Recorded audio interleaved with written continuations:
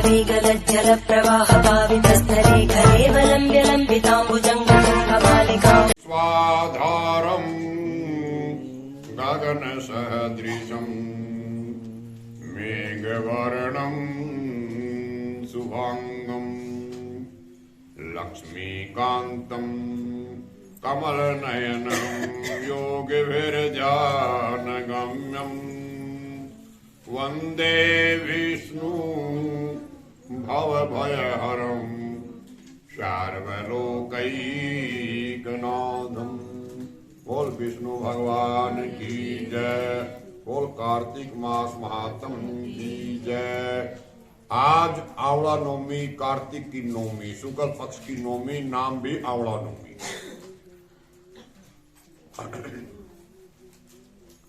और कार्तिक मास महात्म का आज 22वां अध्याय शुरू होगा। तो राजा पृथु बोले कि हे नारद जी, अब आप जो है कृपा करके मुझे ये बताइए, वृंदा को मोहित करके भगवान विष्णु ने क्या किया और फिर क्या वहां कहा गई। नारद जी ने कहा, जब देवता स्तुति करके मौन हो गए, भगवान ने सब देवताओं से प्रसन्न होकर कहा कि हे ब्रह्मा आदि देवताओं, जलंधर तो मेरा ही अंश था, मैंने उसे तुम्हारे लिए नहीं मारा, ये तो मेरी सांसारिक लीला थी। फिर आप लोग ये सत्य कहिए कि इसमें आप सुखी हुए या नहीं। तब तो ब्रह्मा आदि देवताओं के आंखों से आंखें हर्ष से खुशी से खिल गई। उन्होंने शिव जी को प्रणाम करके भगवान विष्णु जी का ये सारा वृत्तांत कह सुनाया। उन्होंने बड़े प्रयत्न से वृंदा को मोहित किया था और अग्नि में प्रवेश करके परम गति को प्राप्त हुई थी। देवताओं ने ये भी कहा था कि तभी से वृंदा की सुंदरता पर मोहित हुए भगवान विष्णु उसकी चिता की राख लपेटे हुए इधर उधर घूमते रहते हैं।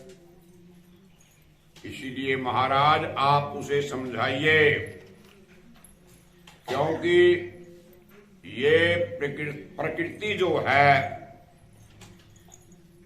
सदा चराचर आपके अधीन है। देवताओं से ये वृत्तांत सुनकर के भगवान शंकर जी ने उन्हें अपनी दुस्तर माया समझाई और कहा कि ये सारा जगत, ये सारा संसार उसी के अधीन है। उसी से मोहित हुए भगवान विष्णु भी काम के वशीभूत हो गए। महादेवी उमा त्रिदेवी की जननी सबसे परे है। ये मूल प्रकृति परम मनोहर, वही गिरजा भी कहलाती है।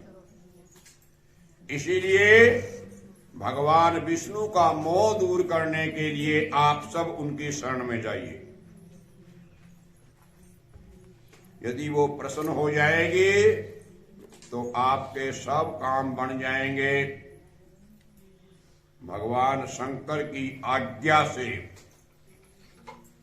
सब देवता मूल प्रकृति को प्रसन्न करने चले। उसके स्थान पर पहुंच करके उनकी बड़ी स्तुति की। आकाशवाणी हुई कि हे देवताओ, मैं 3 प्रकार से तीनों गणों से अलग होकर के स्थित होती हूं। सत्व गुण से गौरी, रजोगुण से ज्योति और अब आप लोग मेरी रक्षा से यदि सादर उन देवियों के पास जाओ तो वो तुम्हारे सब मनोरथों को पूर्ण कर देंगी। अब ये वाणी सुनकर के देवताओं के आंख खुल गई। वो मां भगवती का आदर करते हुए गौरी, लक्ष्मी और सरस्वती को प्रणाम करने लगे। सब देवताओं ने भक्ति पूर्वक उनका स्मरण किया और सब देवियां प्रकट हो गई। सब देवताओं ने प्रसन्न होकर के भक्ति पूर्वक अपना निवेदन किया। देवियों ने कुछ बीज दे दिए और कहा, इनको ले जा करके दे दो, तुम्हारे ये सब काम सिद्ध हो जाएंगे। ब्रह्मा आदि देवता उन बीजों को लेकर के भगवान विष्णु के पास गए और उन्हें वृंदा की चिता में भूमि में डाल दिया। उससे धात्री यानी कि आंवला, मालती, तुलसी ये पैदा हुआ। भगवान विष्णु ने जो ही उन स्त्री रूप वाली वनस्पतियों को देखा तो वो उठ खड़े हुए। कामासक्त चित्त से मोहित होकर के उनसे क्षमा याचना करने लगे। धात्री और तुलसी ने उनसे बहुत प्रीति की। विष्णु जी सारा दुख भूल करके देवताओं से नमस्कृत होकर के अपने लोक में चले गए।